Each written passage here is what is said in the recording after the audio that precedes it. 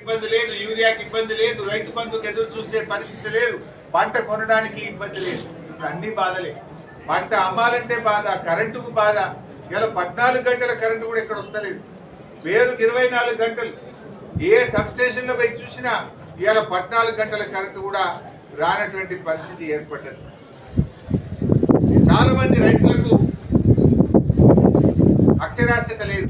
చదువుకోని రైతులు ఉంటారు, మహిళా రైతులు ఉంటారు, ఒంటరి రైతులు ఉంటారు, విడో ఫార్మర్స్ ఉంటారు. వాళ్ళ పరిస్థితి ఏంటి? ఫోనే లేని వాళ్ళు కూడా ఉంటారు. కొంతమంది ఫోన్ ఉన్నా స్మార్ట్ ఫోన్ ఉండదు రైతులకు. నువ్వు యాప్ల కథ పెట్టి ఏం ఇబ్బంది పెడుతున్నావు? ఇదివరకు కూడా ఈ పత్తికి అట్లే చేశారు, కపాస్ యాప్ అని ఆ బీజేపీ వాళ్ళు తెచ్చారు. బీజేపీ వాళ్ళు ఏమో కపాస్ యాప్ పెట్టి పత్తి రైతులను ముంచిండ్రు. కాంగ్రెస్ వాళ్ళేమో ఎరువుల కోసం యాప్ పెట్టి వీళ్ళు కూడా అందరు రైతుల్ని ముంచే ప్రయత్నం చేస్తూ ఉన్నారు. ఇది దయచేసి ప్రభుత్వం తక్షణమే ఈ యాప్ల నాటకాలు బంద్ చేయాలి.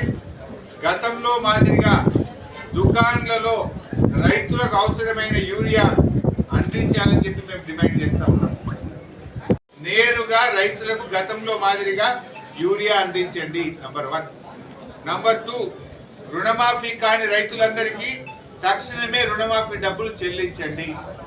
Number 3, bonus. పోయిన యాసంగి 1200, ఇప్పుడు వానకాలం 600, 1800 కోట్ల రూపాయల బోనస్ డబ్బులు వెంటనే చెల్లించండి.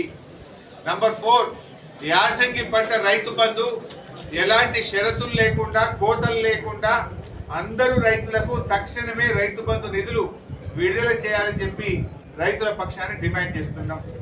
నంబర్ 5, మెదక్ జిల్లా గణపురం ఆనకట్టు రైతులకు పంట సాగుకు నీళ్లు విడుదల చేస్తూ స్పష్టమైన ఉత్తర్వులు జారీ చేసి రైతులకు స్పష్టత ఇవ్వాలని రైతుల పక్షాన్ని డిమాండ్ చేస్తున్నాం. Thank you.